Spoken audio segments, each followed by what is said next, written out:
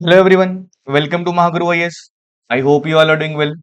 आज के हमारे करंट अफेयर्स के सेशन में हम हमारे इंडियन एक्सप्रेस का इंपॉर्टेंट एडिटोरियल डिस्कस करेंगे, जो कि नेशनल कमीशन फॉर माइनॉरिटीज के ऊपर आज आया है। ठीक है, ये नेशनल कमीशन फॉर माइनॉरिटीज हमारे सिलेबस के लिए इंपॉर्टेंट हो जाता है, हमारी कंसेप्चुअल क्लैरिटी के लिए इंपॉर्टेंट हो जाता है, और ओवरऑल आपको इसके बारे में पता होना चाहिए। तो without wasting any time, let's start.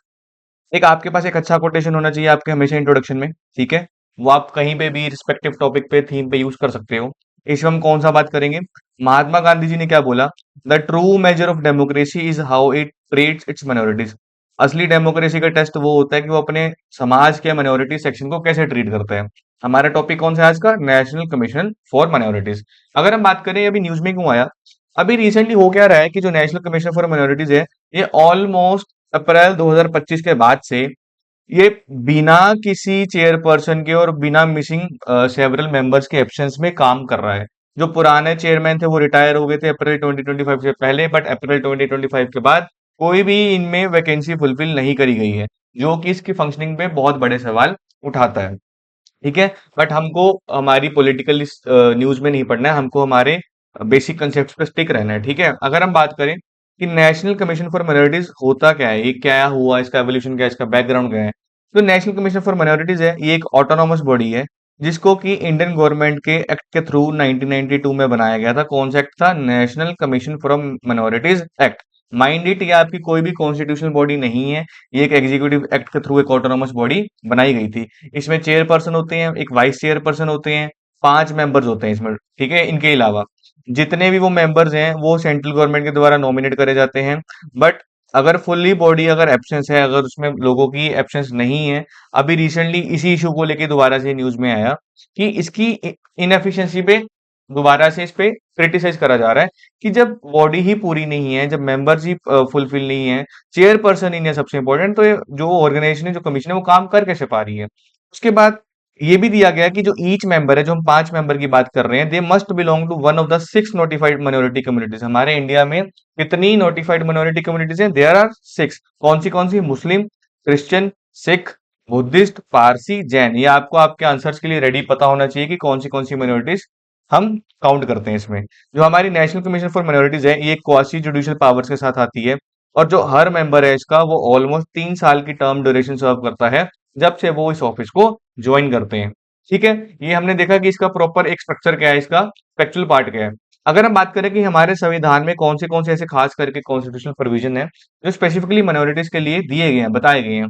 सबसे पहले तो हमारा फंडामेंटल राइट आर्टिकल 29 क्या बोलता है? Right of any section of citizens to conserve their distinct language, script और कल्चर।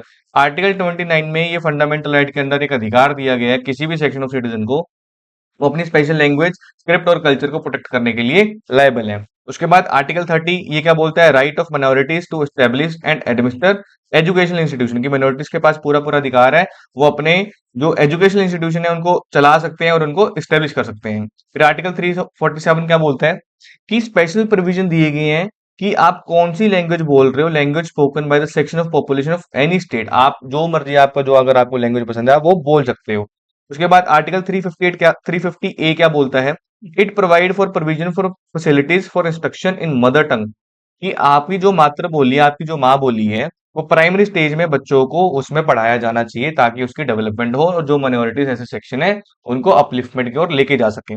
फिर आर्टिकल 350 बी क्या बोलता है? It provide for special officer for linguistic minorities. Very very important point. एक special officer for linguistic minorities establish करा गया है, constitutional office है। ठीक है, जो कि माइनॉरिटीज के लिए ही काम करते हैं। ये हम बात कर रहे थे कि हमारे संविधान में कौन से प्रोविजन दिए गए हैं खास करके माइनॉरिटीज को लेके।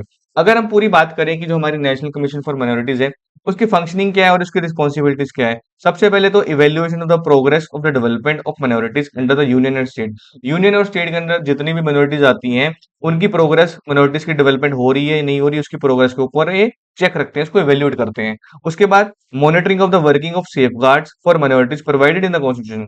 कि संविधान में जितने भी सेफगार्ड्स प्रोवाइड करे गए हैं माइनॉरिटीज को प्रोटेक्ट करने के लिए, क्या वो सही से काम कर पा रहे हैं, और जितने भी लॉज इनेक्ट करे गए हैं पार्लियामेंट और स्टेट गवर्नमेंट के द्वारा, क्या वो सही से काम कर पा रहे हैं, इफेक्टिवली वो उनको लोगों को अच्छा बेनिफिट पहुंचा पा रहे हैं, नहीं पहुंचा पा रहे हैं। It works for last mile delivery. ठीक है। उसके बाद making recommendation for effective implementation of safeguards of protection of interest of minorities by central government और स्टेट गवर्नमेंट। मतलब जो नेशनल कमीशन फॉर मिनोरिटीज है, उनके पास उनका फंक्शन है, उनकी रिस्पॉन्सिबिलिटी है कि वो अपनी रिकमेंडेशन देते हैं, अपनी सलाह देते हैं, ताकि हम और अच्छे सेफगार्ड तैयार कर सकें जो भी सेंट्रल गवर्नमेंट या स्टेट गवर्नमेंट कोई भी लॉ लेके आना चाहती है। फिर ये खास करके कुछ स्पेसिफिक कंप्लेंट्स के ऊपर देखते हैं। कोई ऐसी कंप्लेंट जहां पे किसी मिनोरिटी का राइट को डिप्राइव करा गया हो, मिनोरिटीज के राइट को सेफगार्ड को खतरा हो, और कुछ ऐसे मैटर्स लेते हैं जहां पे कोई अप्रोप्रिएट अथॉरिटी इनके अंडर आती है। फिर ये स्टडीज कंडक्ट करते हैं, रिसर्च कंडक्ट करते हैं, एनालिसिस कंडक्ट करते हैं। कोई भी समाज में सोशियो इकोनॉमिक इशू ऐसा चल रहा है जो माइनॉरिटी से लिंक्ड है, या कोई भी ऐसा इशू जो एजुकेशन डेवलपमेंट ऑफ माइनॉरिटी से लिंक्ड है, उसके ऊपर स्टडीज रिसर्च और एनालिसिस करते हैं टाइम टू टाइम। उसके बाद ये प्रॉपर एप्रोप्रिएट मेजर सजेस्ट करते हैं किसी भी मिनोरिटी के रिस्पेक्ट में। हमारी जितनी भी 6 मिनोरिटीज हैं, उनके रिस्पेक्ट में ये एप्रोप्रिएट मेजर सजेस्ट करते हैं कि सेंट्रल गवर्नमेंट को, स्टेट गवर्नमेंट को आगे कैसे काम करना चाहिए। फिर मेकिंग पीरियोडिकल और स्पेशल रिपोर्ट्स, स्पेशल पीरियोडिकल्स और स्पेशल रिपोर्ट्स क्रिएट करी जाती हैं सेंट्रल गवर्नमेंट या किसी भी ऐसे मैटर के ऊपर जिसमें मिनोरिटीज का इन्वॉल्वमेंट हो, और खास करके उनकी डिफिकल्टीज के बारे में बात करा जाता है कि उनको जो डेली लाइफ में डिफिकल्टीज फेस करनी पड़ रही है उसको कैसे ओवरकम कर सकते हैं। ठीक है, ये हम बात कर रहे थे कि इसकी फंक्शनिंग क्या है और इसकी रिस्पॉन्सिबिलिटी क्या है। ये मैंने आपको यहाँ पे चार्ट भी दी है। ये 2011 सेंसस का डाटा है। Muslim, Christian, Sikh, Buddhist, Jain, minded. यहाँ पे सेंसस में पारसी कम्युनिटी को काउंट नहीं करा गया था, बट पारसी कम्युनिटी भी हमारे मिनोरिटी में काउंट होती है। इस वजह से 1 2 3 4 5 और पारसी मिला के 6 हमारे पास 6 नोटिफाइड हमारी मिनोरिटीज हैं। ठीक है। उसके बाद अगर हम बात करें कि नेशनल कमीशन फॉर मिनोरिटीज के पास पावर क्या है, अभी हम ऊपर पढ़ के आए हैं कि फंक्शंस और रिस्पॉन्सिबिलिटीज क्या है, बट उनके पास स्पेशल पावर्स भी हैं। जैसे summoning and enforcing the attendance of any person from any part of India, examining him और हर ऑन ओथ। मतलब वो किसी भी इंसान को बुला सकते हैं, किसी भी इंसान को यहाँ पे बुला सम्मन कर सकते हैं, चाहे वो इंडिया में किसी भी कोने में बैठा हो, ये देखने के लिए कि अगर उसके खिलाफ कोई कंप्लेंट आई है। उसके बाद requiring the discovery and production of any document, अगर उनको कोई भी डॉक्यूमेंट प्रूफ चाहिए किसी भी मामले में तो वो उसको मंगवा सकते हैं। उसके बाद किसी भी एविडेंस के ऊपर एफिडेविट रिसीव कर सकते हैं। ठीक है। उसके बाद कोई भी पब्लिक रिकॉर्ड होता है उसकी कॉपी ले सकते हैं किसी भी ऑफिस से, किसी भी कोर्ट से। ठीक है, क्योंकि उनको माइनॉरिटी के साथ डील करना है तो उनको ऐसी डॉक्यूमेंटेशन लगती है। उसके बाद issuing commission for examination of witnesses and documents, जो भी गवाह आते हैं या कोई भी ऐसे डॉक्यूमेंट्स प्रेजेंट होते हैं किसी भी केस में जिसमें माइनॉरिटी इन्वॉल्वमेंट है, जहां पे उसके राइट को डिप्राइव करा गया है, वहां पे उसकी एग्जामिनेशन के लिए यहाँ पे कमीशन बेसिकली इंस्ट्रक्शंस प्रोवाइड करती है। ये इनकी स्पेशल पावर्स है। क्योंकि हमने बोला ना, एक क्वासी जुडिशियल बॉडी है। क्वासी जुडिशियल मतलब इनके पास कुछ कुछ जुडिशियल पावर है, बट ये फुली जुडिशियल बॉडी नहीं हो सकती, क्योंकि फिर तो फिर कोर्ट बन जाएगी। बट ये कोर्ट नहीं है, एक सिर्फ एक कमीशन है जो कि माइनॉरिटीज के लिए बनाई गई है। ठीक है।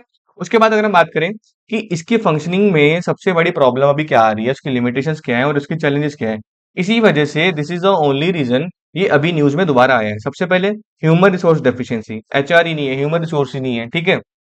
जो नेशनल कमीशन फॉर माइनॉरिटीज की कंपोजिशन ओवर द इयर्स बहुत इनकंसिस्टेंसी के साथ भरी रही है। स्टाफिंग में प्रॉब्लम है, हायरिंग में प्रॉब्लम है, अपॉइंटमेंट्स ही नहीं हो रही हैं, और सबसे बड़ी एग्जांपल तो अभी यही है कि उसका पूरा चेयरपर्सन ही नहीं है। चेयरपर्सन के बिना पूरी कमीशन कैसे काम कर सकती है। उसके बाद limited role of state level minority commission, जैसे सेंटर की नेशनल कमीशन फॉर माइनॉरिटी है, वैसे ही स्टेट लेवल के ऊपर भी माइनॉरिटी कमीशन होते हैं। ठीक है। अभी यहाँ पे प्रॉब्लम क्या है कि इनको ज्यादा रोल नहीं दिया गया है। बहुत सारे केस की जो उनकी प्रोसेसिंग कैपेसिटी है वो बहुत ज्यादा कम है, क्योंकि जो माइनॉरिटी कमीशन है स्टेट्स की, उनको इंटीग्रेट इतने अच्छे से नहीं करा गया नेशनल माइनॉरिटी कमीशन के साथ। अगर उनको अच्छे से इंटीग्रेट करा गया होता तो इतने केसेस पेंडिंग नहीं होते। उसके बाद टेक्नोलॉजी को बहुत अंडर यूटिलाइज करा जा रहा है। जो कमीशन है वो ऑल दो कंप्लेंट मॉनिटरिंग सिस्टम यूज कर रही है, बट अभी भी वो बहुत एक बेसिक सॉफ्टवेयर है जिसमें ज्यादा कुछ फैसिलिटी नहीं है, और ना ही वो एंड टू एंड कोई कंप्लेंट हैंडलिंग मैकेनिज्म के साथ आती है, जिस वजह से उनको एडमिनिस्ट्रेशन में प्रॉब्लम होती है। फिर फाइनेंशियल प्लानिंग और एक्सपेंडिचर रिलेटेड चैलेंजेस, कोई भी कमीशन है, कोई भी कॉन्स्टिट्यूशनल बॉडी है, चाहे वो ऑटोनोमस है, चाहे वो एग्जीक्यूटिव है, चाहे कोई भी है, वहां पे हमेशा एक्सपेंडिचर या फाइनेंशियल चैलेंजेस क्रंच हमेशा देखने को मिलेगा ही मिलेगा। ठीक है।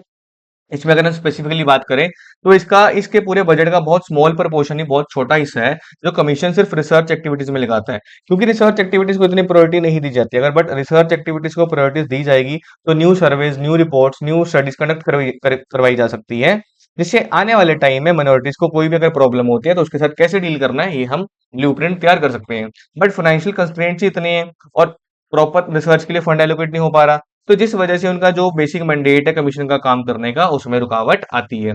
उसके बाद सबसे बड़ी प्रॉब्लम लीगल और कॉन्स्टिट्यूशनल अथॉरिटी।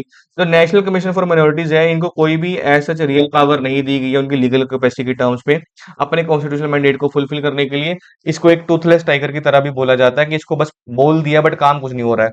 ठीक है, जो कमीशन का डिसीजन है वो कोई भी डिस्ट्रिक्ट या हाई कोर्ट के द्वारा बदला जा सकता है, उसको ओवरटर्न करा जा सकता है, जिसकी वजह से लीगल और कॉन्स्टिट्यूशन ट्रबल यहाँ पे देखने को मिलती है। ठीक है, ये थी सारी लिमिटेशन और चैलेंजेस। कमीशन एट प्रेजेंट कौन सी क्या क्या चैलेंज फेस कर रहा है।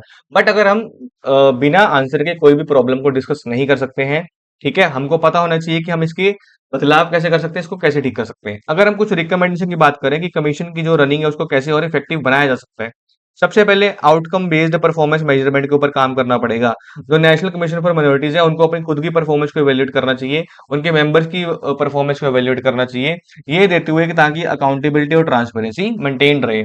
फिर उनका कुछ बेसलाइन टारगेट सेट करने चाहिए ताकि जो पुराने केसेस जो पेंडेंसी में चल रहे हैं उनको कंट्रोल करा जा सके। ठीक है, अगर ऑर्गेनाइजेशन लेवल पे चेंजेस करे जाएंगे तो कमीशन के पास एक बेसिक सर्टेन टारगेट्स होंगे कि हमको इतने टाइम में इतने केस की जो पेंडेंसी रेट है वो कम करनी है। फिर फीडबैक मैकेनिज्म के ऊपर काम करना चाहिए। जो नेशनल कमीशन फॉर माइनॉरिटीज है उनको एक stake holder satisfaction survey create करना चाहिए उन पार्टीज के लिए जहां पे वो अपना फीडबैक एनोनिमसली बिना अपना नाम दिए प्रोवाइड कर सकें और ये बता पाए कि उनकी जो अपील थी वो कैसे प्रोसेस हुई, क्या वो उससे खुश थे, क्या उसका डिसीजन था, ताकि उनको आने वाली गलतियों से सबक मिल सके। फिर टेक्नोलॉजिकल अपग्रेड्स फॉर एफिशिएंसी।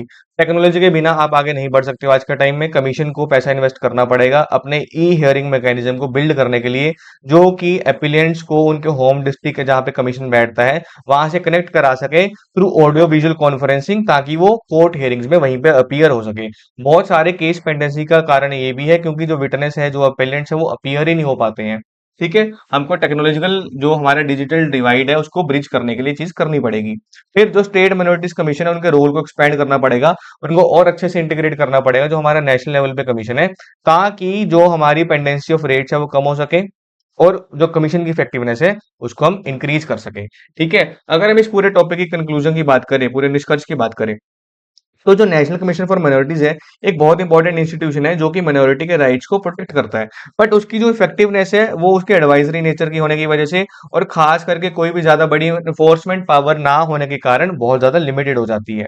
ठीक है, उसके इम्पैक्ट को इंप्रूव करने के लिए हमको इसकी लीगल अथॉरिटी को इंप्रूव करना पड़ेगा, स्ट्रेंथन करना पड़ेगा, रिसोर्सेज प्रोवाइड करने पड़ेंगे और इसकी ऑपरेशनल एफिशिएंसी को एनहांस करना पड़ेगा। कैसे?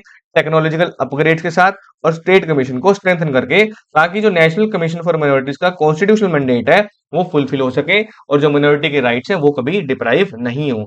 ठीक है, ये हमने इस पूरे उसमें सेशन में हमारे नेशनल कमीशन फॉर माइनॉरिटीज की बात करी है। आपके करंट अफेयर्स का बहुत इंपॉर्टेंट टॉपिक है, आपकी स्टैटिक का बहुत इंपॉर्टेंट टॉपिक है। ठीक है, न्यूज में क्यों है हमने ये बात करी, नेशनल कमीशन फॉर माइनॉरिटीज का कॉन्स्टिट्यूशनल बैकग्राउंड क्या है, उसके बाद कौन से प्रोविजन दिए हैं संविधान में, फंक्शनिंग क्या है, पावर्स क्या है, लिमिटेशन क्या है और कौन सी इफेक्टिव मेजर्स है जिसके साथ ये जो कमीशन है वो अच्छे से काम कर सकती है। ठीक है, ये था हमारा नेशनल कमीशन फॉर माइनॉरिटीज के बारे में। आई hope you got my point. Thank you so much.